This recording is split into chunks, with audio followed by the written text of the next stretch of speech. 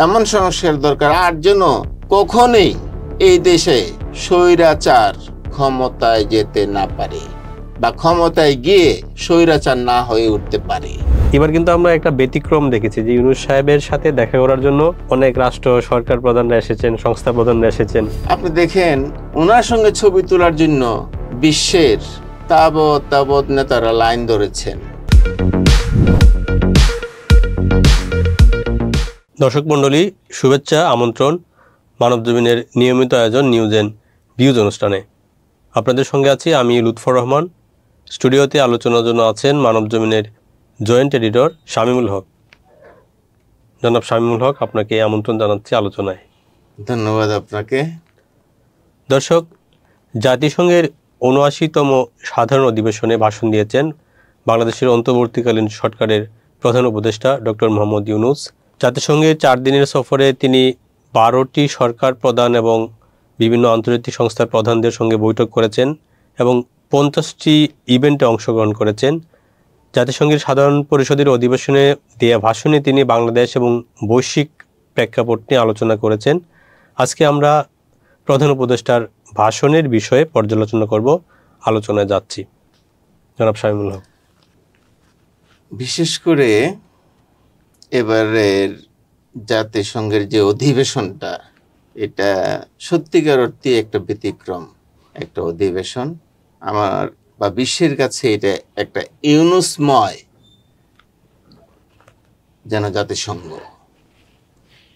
বিভিন্ন অনুষ্ঠানে উনি উপস্থিত হয়েছেন, সাবলীল বক্তব্য দিয়েছেন, বাংলাদেশকে উচ্চতে তুলে ধরেছেন।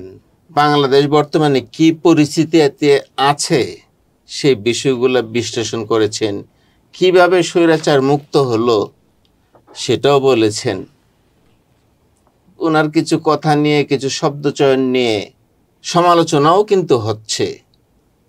এটা শব্দটা এইভাবে না বইলা ওইভাবে বললে ভালো হতো। যাই হোক, আমরা যেটা পেলাম, এই বাংলাদেশ সৃষ্টি হওয়ার পর, জাতিসংঘের সদস্য হওয়ার পর থেকে এই পর্যন্ত কোনো সরকার প্রধানই ডক্টর ইউনূসের মতো এইরকম জাতিসংঘ জয় করতে পারেননি, কিংবা যেসব ইভেন্টে তিনি অংশ নিয়েছেন, যেসব সরকার প্রধানের সঙ্গে, রাষ্ট্রপ্রধানের সঙ্গে বৈঠক করেছেন, এটা ব্যতিক্রম। আমরা আসলে গর্ব করে বলতেই পারি আমাদের একজন ডক্টর ইউনূস আছেন, যিনি বাংলাদেশকে এই মুহূর্তে নেতৃত্ব দিচ্ছেন বিশ্বের বুকে। আমরা কিন্তু অতীতে দেখেছি যে একটা রাজনৈতিক সরকার যখন নির্বাচনের পরে আসে, তখনও এই বিগত কয়েকটি নির্বাচনের পর আমরা দেখেছি যে সরকারের প্রতি আন্তর্জাতিক বিশ্বের যে সমর্থন, সেটা আদায়ের জন্য একটা চেষ্টা থাকতো সবসময়। তো যখন জাতিসংঘের অধিবেশনে সরকার প্রধান যেতেন, তখনও যেতে তো বিভিন্ন সরকার এবং রাষ্ট্রপ্রধান বা সংস্থা প্রধানদের সঙ্গে বৈঠক করার জন্য আগে থেকে তদবির করা হতো, লবিং করা হতো, এবং বলা হতো যে মানে অর্থ খরচ করাতে এর জন্য লবিং করা হতো। এবার কিন্তু আমরা একটা ব্যতিক্রম দেখেছি যে ইউনূস সাহেবের সাথে দেখা করার জন্য অনেক রাষ্ট্র সরকার প্রধানরা এসেছেন, সংস্থা প্রধানরা এসেছেন এবং 4 দিনের সফর ছিল, সংক্ষিপ্ত সফর। সেই 4 দিনের সফরে উনি কিন্তু 50টি ইভেন্টে অংশ নিয়েছেন। আমরা যে তথ্য পেয়েছি, একের পর এক প্রোগ্রাম ছিল, অনুষ্ঠান ছিল এবং সাক্ষাৎ ছিল। এবং বেশিরভাগ ক্ষেত্রে যেসব সাক্ষাৎ হয়েছে, যারা ছিলেন গুরুত্বপূর্ণ রাষ্ট্র এবং সরকার প্রধান, তারা কিন্তু বাংলাদেশকে সহযোগিতার আশ্বাস দিয়েছেন। পাশাপাশি আমাদের অর্থনৈতিক অবস্থা কিন্তু নানা কারণে একটা বাজে অবস্থায় আছে এবং সেটা থেকে উত্তরণের জন্য সরকার চেষ্টা করছে। সেই জায়গায় সহযোগিতার আশ্বাস পাওয়া গেছে এবং আন্তর্জাতিক অনেক ক্ষেত্রে সরকার, রাষ্ট্রপ্রধানরা আমাদের সহযোগিতার আশ্বাস দিয়েছেন। এবং এই যে জুলাই আগস্টে যে দেশে হত্যাকাণ্ড হয়েছে, সেইটাও আন্তর্জাতিক আদালতে বিচার হওয়ার ক্ষেত্রে এক ধরনের আলোচনা হয়েছে এবং সেটা যদি আমরা বিচার চাই বা আমরা যদি আবেদন করি, সেই জায়গায় সহযোগিতার কিন্তু আশ্বাস পাওয়া গেছে। সব মিলে আসলে এই বিষয়গুলোকে কিভাবে দেখেন? আমরা যেটা দেখলাম, বাংলাদেশে বসে বিশ্ব নেতৃত্ব যেন ডক্টর ইউনূসকে কাছে পাওয়ার জন্য বেকুল হয়েছিলেন। যার সঙ্গে কথা বলেছেন, যার সঙ্গে বৈঠক করেছেন, তারা দু হাত উজাড় করে দিয়েছেন। আপনি বললেন আগে লবিস্ট নিয়োগ করা হতো, তারপরও সরকারগুলো ব্যর্থ হয়েছে। কিন্তু এখানে ডক্টর ইউনূস ইচ্ছা পোষণ করলেই হয়ে গেছে। আপনি দেখেন ওনার সঙ্গে ছবি তোলার জন্য বিশ্বের তাবৎ নেতারা লাইন ধরেছেন। একজন ডক্টর ইউনূস কিভাবে বাংলাদেশকে জাতিসংঘে উপস্থাপন করেছেন আপনি দেখেছেন, আমরা দেখেছি।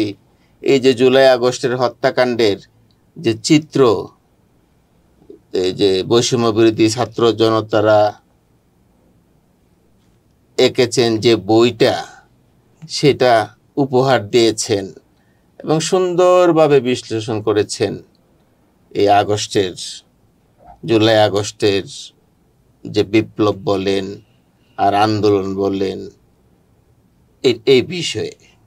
তো সত্যিকার অর্থে এরকম একজন নেতারই এই মুহূর্তে বাংলাদেশের প্রয়োজন ছিল, যেটা আমরা পেয়েছি। আমার বিশ্বাস তিনি বাংলাদেশকে একটা জায়গায় নিয়ে তারপর যত দ্রুত সম্ভব রাজনৈতিক নেতাদের হাতে বা নির্বাচনের মাধ্যমে যারা জয়ী হয় তাদের হাতে ক্ষমতা হস্তান্তর করবেন।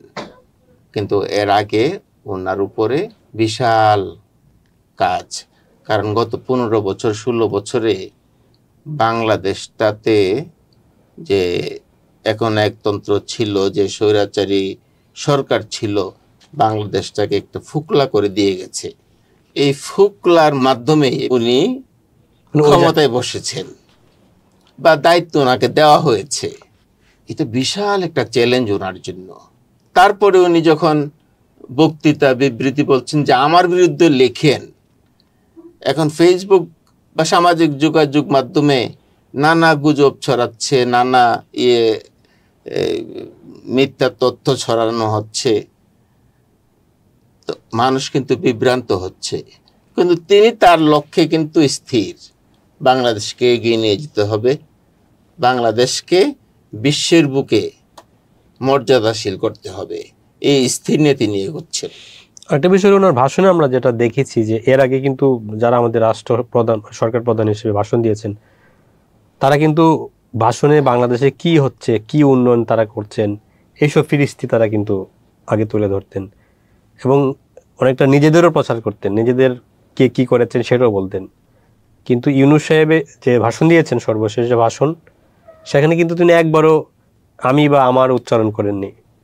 উনি বাংলাদেশের প্রেক্ষাপট নিয়ে কথা বলেছেন, আবার বৈশ্বিক প্রেক্ষাপট নিয়ে কথা বলেছেন। উনি কিন্তু ফিলিস্তিনের স্বাধীনতার বিষয়ে বা একটা রাষ্ট্র গঠন করার বিষয়ে কিন্তু ওনার অবস্থান তুলে ধরেছেন। ওভারঅল উনি কিন্তু একটা বৈশ্বিক নেতা হিসেবে ওনার বক্তব্য উপস্থাপন করেছেন। এই জায়গায় কিন্তু আমরা একটা ব্যতিক্রম দেখেছি। আপনার কি মনে হয়? অবশ্যই উনি ইউক্রেন যুদ্ধ নিয়ে কথা বলেছেন।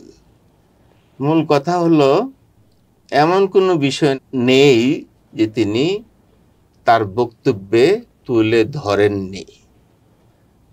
বিশ্ব সভায় ওনার বক্তব্য প্রশংসিত হয়েছে। কি আপনার ওইখানকার অবস্থান দেখে, হাততালি দেখেই বোঝা যায় যে আমরা কতটুকু এগিয়েছি।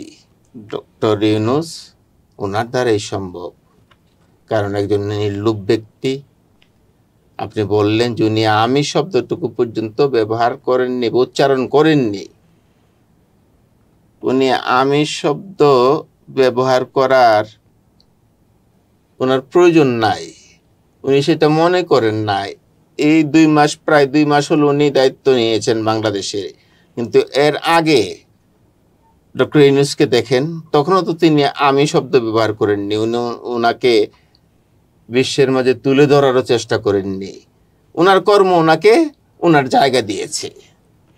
কিন্তু একটা বিষয় হলো, এখন জাতিসংঘে উনি ভাষণ দিয়েছেন বা ওই জায়গায় আমাদের যে অর্জন, সেটা একটা আমাদের বড় অর্জন, কিন্তু ওনাদের যে সরকার, অন্তর্বর্তীকালীন সরকার, সেটা তো আসলে নির্বাচিত সরকার নয়। তাদের কাজ হলো আরেকটি নির্বাচিত সরকারের হাতে ক্ষমতা তুলে দেয়া।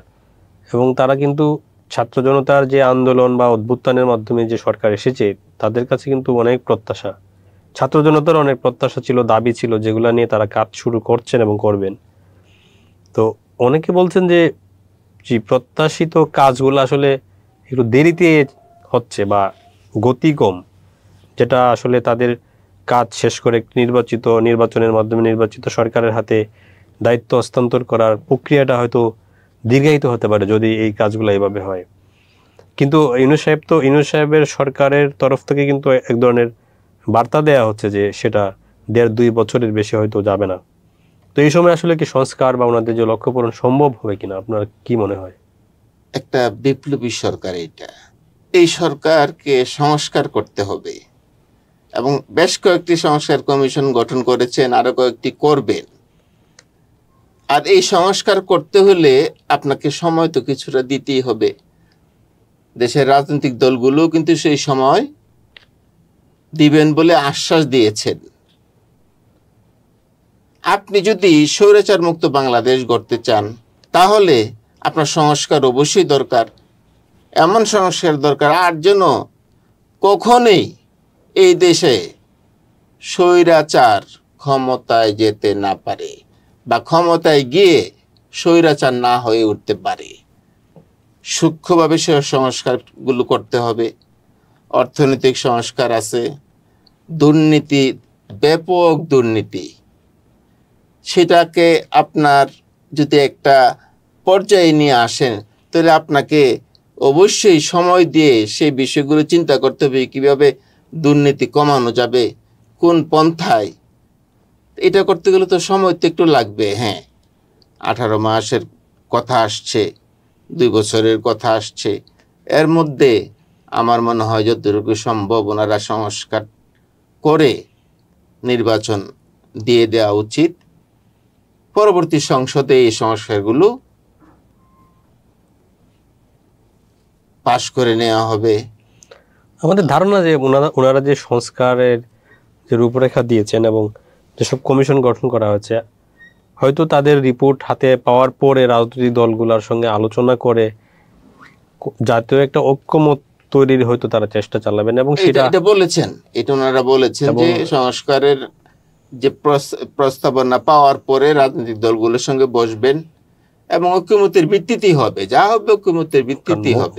মূল যে সংস্কারগুলো আমাদের করতে হবে, সেই সংস্কারগুলো করতে তো সময় লাগবে, হয়তো এই সময়ের মধ্যে হবে না, কিন্তু যারা ক্ষমতায় আসবেন তারা হয়তো সেই সংস্কার প্রক্রিয়াটা চালিয়ে নেবেন, হয়তো সেই প্রক্রিয়াও হতে পারে। আগামী সংস্কার প্রক্রিয়াগুলো চালিয়ে নিতে হবে, অর্থাৎ কন্টিনিউ করতে হবে। ওনারা তো মূলটা করে যাবেন, এটাকে চলমান রাখতে হবে পরবর্তী সংসদ। দর্শক, আজ এ পর্যন্তই, দেখা হবে আগামী পর্বে।